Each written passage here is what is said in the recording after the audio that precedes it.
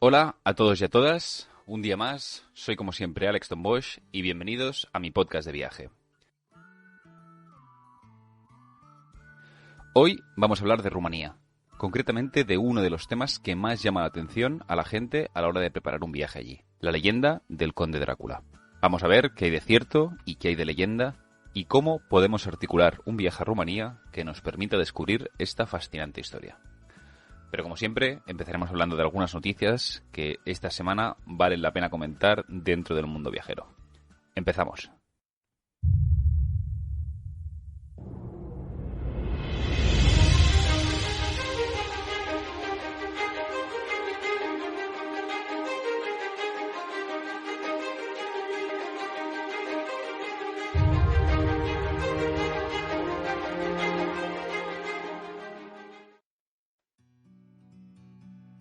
Para empezar, os quiero comentar solo una noticia rápida, y es que nos llegan nuevas medidas de flexibilización en cuanto a la entrada a países. La semana pasada hablábamos de Asia y esta toca de África. Tanto Sudáfrica como Botsuana como Namibia han dejado de pedir una prueba PCR a todos aquellos pasajeros que tengan la pauta completa de vacunación contra la COVID-19. De nuevo, vemos cómo esta dinámica va siendo cada vez más de flexibilizar todas estas medidas. Aunque, la verdad, no me gusta mucho hacerlo, os voy a hacer una predicción. Y es que creo que para el año 2025 ya podremos volver a viajar casi a cualquier país del mundo sin ninguna restricción relacionada con el COVID. Este año ya parece que se está asentando todo y el que viene creo que será el final de esta consolidación. No me atrevo a decirlo en voz muy alta, porque siempre puede pasar alguna cosa en el mundo, pero vamos, soy optimista. Nada más. Ahora sí, vamos con Rumanía, con Drácula y con Vlad. Como siempre os digo, la historia es importante. Siempre os hago énfasis en la importancia de conocer el pasado de los países que visitamos. Las raíces, la herencia cultural, es lo que da forma a los territorios y a las culturas. Y por ello, en este programa de viajes siempre hago mucho énfasis en ello. Pero estas raíces, esta tradición, no siempre están formadas por solo hechos históricos. Muchas veces las leyendas, los mitos, se mezclan con la verdadera historia y crean nuevos relatos y tradiciones que, de nuevo, moldean las realidades de los lugares. Está claro que en el caso de Rumanía, lo primero que acostumbramos a pensar es en el Conde Drácula y en sus castillos. Pero, ¿qué hay realmente de cierto en esta historia? ¿Cuál es su trasfondo? Y lo más importante, ¿cómo podemos preparar nuestro viaje a Rumanía en base a todo esto? Hoy vamos a conocer la historia de Drácula, pero también la de Vlad Tepes, el príncipe rumano en el que se inspiró este personaje. Pero antes de remontarnos en la historia, tenemos que preguntarnos primero, ¿de dónde surge el Conde Drácula? Pues bien, el Conde Drácula es el protagonista y el título de la novela de Bram Stoker, publicada en 1897. Para escribir su novela, Stoker se inspiró en las leyendas de vampiros de toda Europa Oriental. Sin embargo, hay que tener en cuenta que las referencias a vampiros han existido en todas las edades y en casi todas las culturas. Desde la antigua Mesopotamia hasta China, Europa o América, casi la totalidad de los pueblos del mundo han tenido una versión más o menos diferente de estos vampiros. Por poneros algunos ejemplos. En el judaísmo existe la figura de Lilith, la primera mujer de Adán, quien según la leyenda se alimentaba de la sangre de los niños no circuncidados. En la mitología india, los Betala, demonios vampíricos, rondan los cementerios y crematorios y pueden hacerse con el control de cadáveres para atormentar a los vivos. En Europa también ha tenido mucha influencia, de nuevo con diferentes variantes en cada región. Tanto es así que incluso en la primera edición de la enciclopedia de Diderot, en 1751, se incluyó la definición de vampiro como aquellos demonios que durante la noche deambulan succionando la sangre a los vivos. Para crear la novela y su protagonista, Stoker se inspiró en toda esta tradición, por un lado. Por otro, recurrió a un personaje histórico concreto, uno de los héroes nacionales de la historia de Rumanía, Vlad Tepes, también conocido como Vlad el Empalador. Antes de hablar del personaje, creo que es importante entender primero el contexto. Para conocer a Vlad nos hemos de remontar hasta el siglo XV, en Valaquia, un reino que, junto con Transilvania y Moldavia, formarán lo que más adelante se conocerá como Rumanía, y que por entonces pertenecía al Reino de Hungría. Se cree que Vlad Tepes nació en Sighisoara, en 1431, hijo de Vlad II, el gobernador de Valaquia. Su padre fue un gran aliado del Imperio Otomano, lo que, a su vez, en aquella época, suponía ser enemigo de Hungría, entonces gobernada por Juan de Huyandi. Este último, molesto por las relaciones entre Vlad II y el sultán turco, atacó Valaquia y asesinó al gobernante, gracias al apoyo de los nobles prohúngaros que habitaban en la región. El sultán, como contramedida por la muerte de su aliado, nombró a Vlad como sucesor, y al poco tiempo se hizo con el trono de Valaquia. Vamos a ser sinceros, en esta primera etapa el trono le duró más bien poco, pues los Huyandi lograron expulsarlo tan solo un año después. Será en 1456 cuando lograría hacerse con el gobierno de nuevo, en la que sería su etapa más larga, que duraría hasta 1462. Etapa que además le sirvió para cosecharse la fama de cruel y sanguinario que años más tarde inspiraría en la novela de Drácula. Durante estos años, las prácticas que utilizó contra sus enemigos fueron, por llamarlas de alguna manera, bastante creativas. Por poneros algunos ejemplos, después de la campaña que lideró contra los turcos en el territorio de la actual Bulgaria, al finalizar la incursión envió a Matías Corvino, el por entonces rey de Hungría, 2 sacos llenos de orejas, narices y cabezas, acompañados de una carta donde especificaba que había matado un total de 23.884 turcos, sin contar a los aldeanos que había quemado vivos dentro de sus casas. Además, toda esta crueldad no se limitaba solo a sus enemigos. Con el fin de asegurar su respeto e autoridad, no fueron pocas tampoco las brutalidades que cometió contra sus súbditos.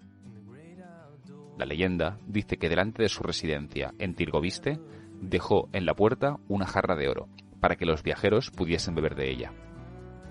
Era tanto el miedo que inspiraba a la gente que nunca nadie se atrevió a robarla. Pero si algo definía al bueno de Vlad, es el sobrenombre que se ganó y por el que sería conocido en adelante: Vlad el Empalador. Según la historia, esta obsesión por empalar a la gente llegó a tal punto que en cierto momento mandó talar todos los árboles de un bosque para empalar a los más de 20.000 prisioneros que tenía bajo su cargo, en lo que adelante se convertiría en el Bosque de los Empalados. Para los que no lo sepáis, por si acaso, el empalamiento es un método de ejecución muy utilizado durante la Edad Media, que consistía en atravesar a una persona con una estaca de madera a través del recto. Sin embargo, todo este sadismo no le sirvió para conservar el poder. A finales del siglo XV fue derrotado y pasó casi 12 años de prisionero en Hungría, y aunque momentáneamente, años más tarde, volvería a aspirar al trono de Valaquia, finalmente murió emboscado por los turcos. Fue decapitado, y su cabeza expuesta en Estambul, mientras que su cuerpo fue enterrado en el monasterio del lago Snagov, al norte de Bucarest. Una vez establecidas las bases de la historia, vamos a ver ahora de qué manera podemos articular un viaje a Rumanía para conocer en primera persona la herencia de Vlad, el Drácula histórico. Pero antes de empezar, creo que es importante tener en cuenta un par de cosas. Primero, que este tipo de historias y leyendas que llaman tanto la atención, muchas veces son usadas para promocionar indiscriminadamente el turismo. ¿Qué quiero decir con esto? Pues que vamos a encontrar muchos lugares que no tienen nada que ver con Vlad, pero que aún así han intentado crear un aura alrededor relacionada con toda esta leyenda. Algunos de ellos los voy a nombrar porque, bueno, pese a no tener ninguna relación con lo que estamos hablando, sí que vale la pena conocerlos, sea por la razón que sea. Segundo, que las propuestas de viaje a Rumanía, que os dejaré en la descripción, abarcan mucho más. Entiendo que si alguien viaja hasta allí no es para estar solo 2 o 3 días, sino que va a intentar aprovechar para, además de todo este patrimonio relacionado con Vlad, ver más cosas. Rumanía es un país brutal y todo el patrimonio que tiene, tanto natural como cultural, aunque no esté relacionado con Vlad, vale la pena conocerlo. Así que vamos a ver ahora qué lugares podemos visitar en nuestro viaje a Rumanía para conocer la herencia que ha quedado de Vlad el Empalador. El orden que voy a relatar ahora no tiene nada que ver con el orden de visita, sino que he querido darle un orden cronológico, como ahora veréis. Por ello, si tenemos que empezar por algún lugar, empecemos por el lugar de nacimiento del mismo Vlad, Sigisoara. Y es que se trata, para mí, de uno de los lugares más bonitos y con más encanto de toda Rumanía. La ciudad se puede dividir en 2 partes, la zona moderna y la que queda dentro de murallas. Fue fundada por los sajones alemanes en el siglo XII y se trata de una de las ciudades medievales mejor conservadas de toda Europa. Yo, personalmente, siempre la incluyo en las visitas en todos los viajes a Rumanía y siempre digo lo mismo. Pese a que hay más variedad de alojamientos en el exterior, fuera de la ciudadela, vale la pena alojarse dentro de las murallas. Hay varios hoteles con encanto, limpios y muy bien cuidados, donde dormir y la experiencia, la verdad, va a ser mucho mejor. Si os dais un paseo por el centro, llaman especialmente la atención sus casas de colores, que, junto a este ambiente draculino de la ciudad, hacen que sea un lugar muy pintoresco. Además de las diferentes torres, plazas y edificios de época, me llamó especialmente la atención lo que se conoce como las escaleras de los estudiantes, un pasaje cubierto de escaleras bastante oscuro que te lleva hasta la iglesia de la colina. En definitiva, Sighisoara es un lugar a tener siempre en cuenta en cualquier viaje a Rumanía. Sigamos ahora con el castillo de Poenari, el verdadero castillo de Vlad Tepes. Digo verdadero porque la leyenda alrededor de este personaje se centró en otro que veremos más adelante. El castillo de Poenari se encuentra al sur del lago Vidraru, a unas 3 horas de Bucarest. La construcción original fue levantada en el siglo XIII, pero fue abandonado. Posteriormente, ya en el siglo XV, Vlad Tepes lo reconstruyó y lo convirtió en su centro operativo, desde donde se defendería de los ataques de sus enemigos. Sin embargo, siglos más tarde, volverá a ser abandonado. Hoy, la visita del lugar vale la pena, sobre todo por las impresionantes vistas que hay desde lo alto de la fortaleza, ya que está totalmente en ruinas. Eso sí, hay que tener en cuenta los 1500 escalones que hay que superar hasta llegar hasta arriba. Sigamos ahora con el castillo de Bran, seguramente uno de los símbolos del país hoy en día. ¿Por qué? Porque se dice que este fue el castillo en el que se inspiró Stoker para describir la morada de su protagonista. Su buen estado de conservación, así como el fomento de la leyenda de Drácula por parte del mismo gobierno rumano, hacen que sea uno de los castillos más visitados del país, junto con el de Peles. Sea como sea, hoy el castillo de Bran se ha convertido en una atracción turística de primer nivel, y mucha gente lo identifica con Vlad y el conde Drácula. Pero nada más lejos de la realidad. En ningún momento Vlad vivió en Bran, sino que, como hemos visto, lo hizo en Poenari. Sin embargo, esto no quita que se trate de una visita interesante en el contexto de un viaje a Rumanía, y por ello también os la quería recomendar. Hemos visto dónde nació, dónde vivió, y para acabar podemos visitar también dónde descansan sus restos. A unos 40 kilómetros de Bucarest se encuentra el lago Snagov, así como un monasterio con el mismo nombre, el cual está muy vinculado a la nobleza de Valaquia, y se cree que los restos de Vlad pueden encontrarse aquí. Digo se cree porque no hay consenso a nivel historiográfico de esto, aunque la afluencia de turismo se deba principalmente a esta creencia. Lo cierto es que, además de la visita del monasterio, vale mucho la pena visitar la región, ya que se encuentra en un lugar idílico, un paraje natural de los más bonitos que hay en Rumanía. Además, el monasterio se encuentra en una pequeña isla que hay en medio del lago, a la que se puede acceder con pequeñas embarcaciones, por lo que, la visita es bastante curiosa. Con esta visita cerraríamos los puntos que compondrían una aproximación al Vlad histórico y también a su leyenda. Ahora bien, ¿son estos los únicos puntos que visitar? Por supuesto, la respuesta es no. Como os he dicho al principio, estos son solo algunas de las partes de un viaje a Rumanía.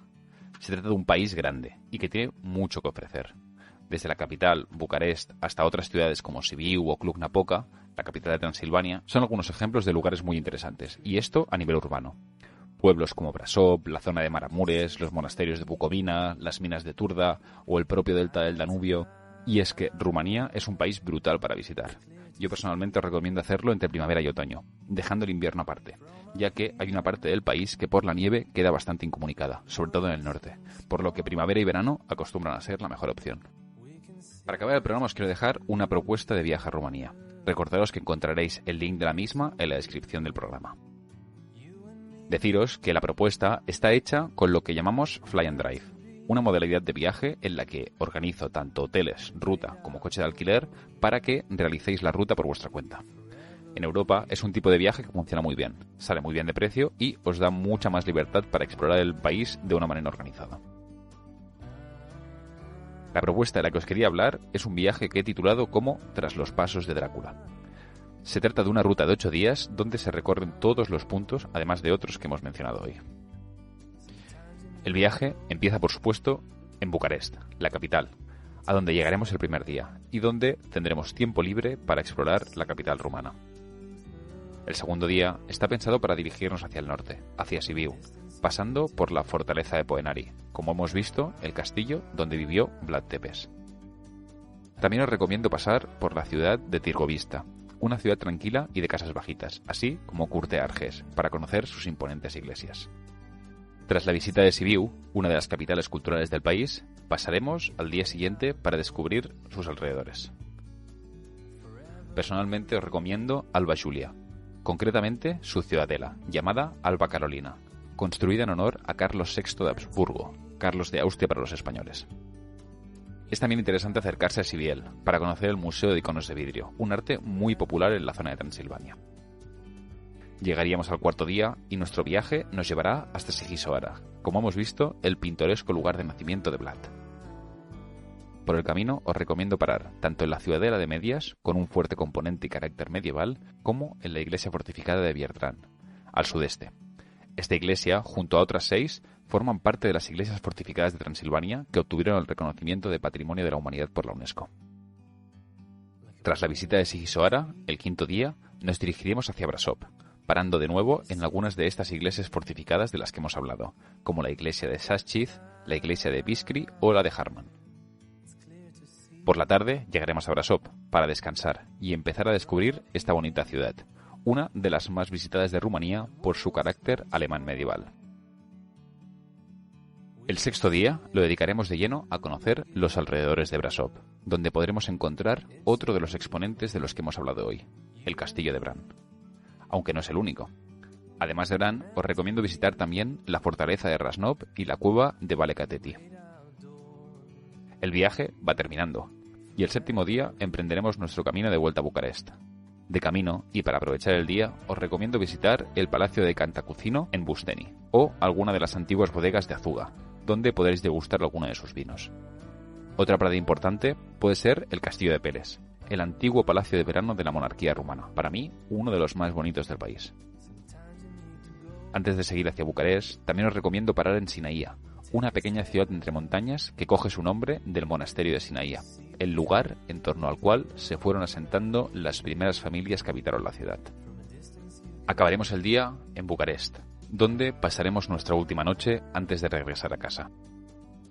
Como veis, este es un recorrido de 8 días, perfecto para hacer una semana de vacaciones, si incluimos el fin de semana. Si estáis interesados, como os he dicho, os dejaré el link en la descripción. Tened también en cuenta que se trata en este caso de solo una propuesta. Trabajo siempre de manera personalizada y siempre les digo lo mismo a todos los viajeros. Siempre se pueden hacer modificaciones, las que hagan falta. Si existe, se puede hacer. Nada más. Hasta aquí el programa de hoy. Si os ha gustado, me ayuda mucho que le deis al botón de me gusta o suscribáis en cualquiera de las plataformas o en las redes sociales para que podamos seguir creciendo. Yo me despido aquí, nos vemos en el siguiente programa con más viajes. Un fuerte abrazo a todos.